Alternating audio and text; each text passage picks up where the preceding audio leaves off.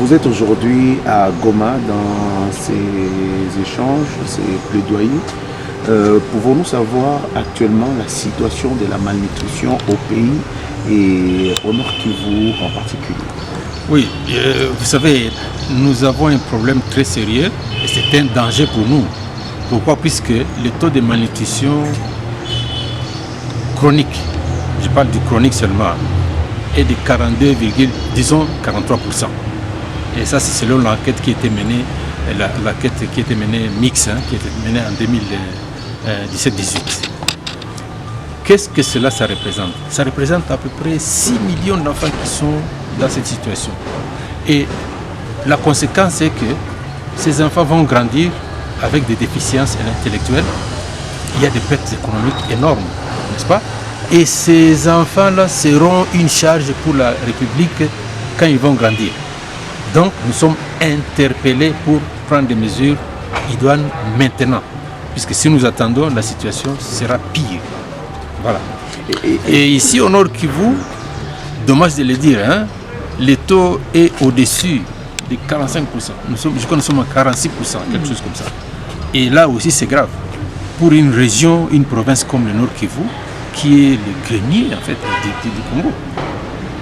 Ouais, ça ne s'explique pas. Donc, il y a un problème réel que nous avons. Nous devons prendre conscience de la situation. Et quand je dis nous, hein, c'est d'abord au niveau des autorités. Pourquoi? Puisque la nutrition doit être considérée comme une des priorités nationales. Ça, c'est au niveau du gouvernement. Et évidemment, quand on prend la nutrition comme une des priorités du gouvernement, il faut aussi des moyens pour lutter contre la malnutrition. Alors, deuxième niveau, il faut voir maintenant au niveau de la population. Qu'est-ce qu'il faut faire? Il faut sensibiliser la population. Pourquoi je dis ça? Si vous regardez aujourd'hui, si vous analysez un peu la situation et la lutte contre la malnutrition, n'est-ce pas?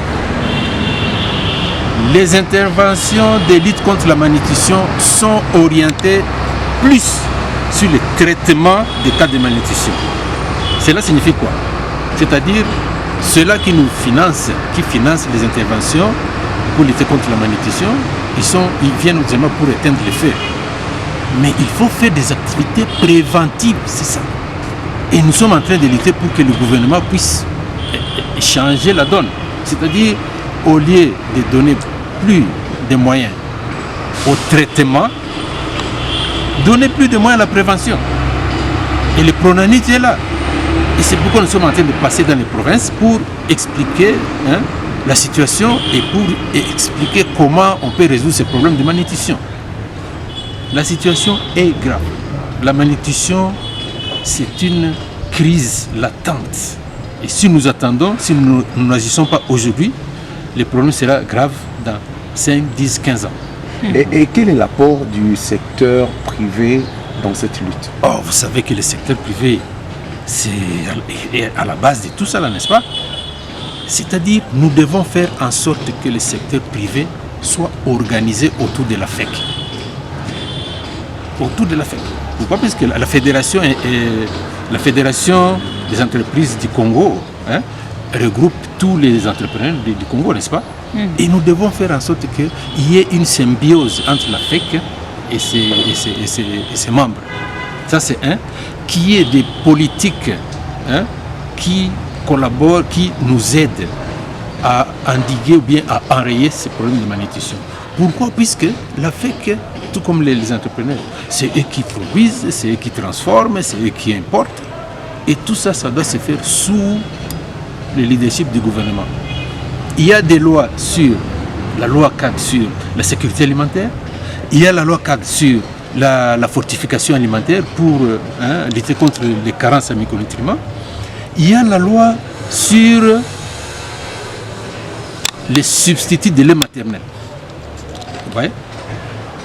Donc ces lois sont déjà sur la table des autorités et nous allons voir comment ça va se passer bientôt. Mais notre grand souhait est que ça puisse se passer le plus vite possible.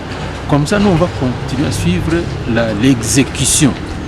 Et nous espérons que la FEC nous aidera aussi dans cet exercice. Pourquoi? Puisque si on ne le fait pas ensemble, il y aura toujours des fiascos.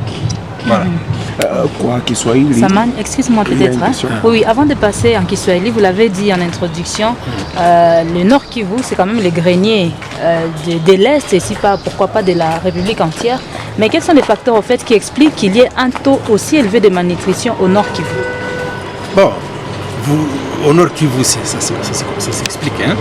D'abord, vous savez, nous avons une situation de guerre assez permanente, n'est-ce pas?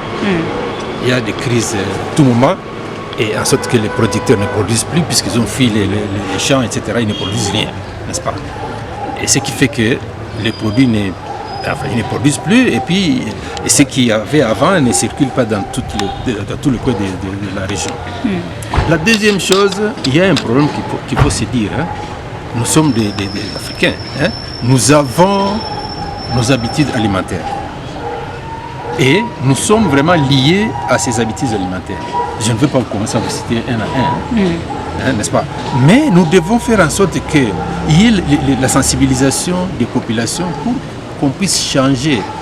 Ce n'est pas seulement changer immédiatement, c'est-à-dire d'abord expliquer auprès des mamans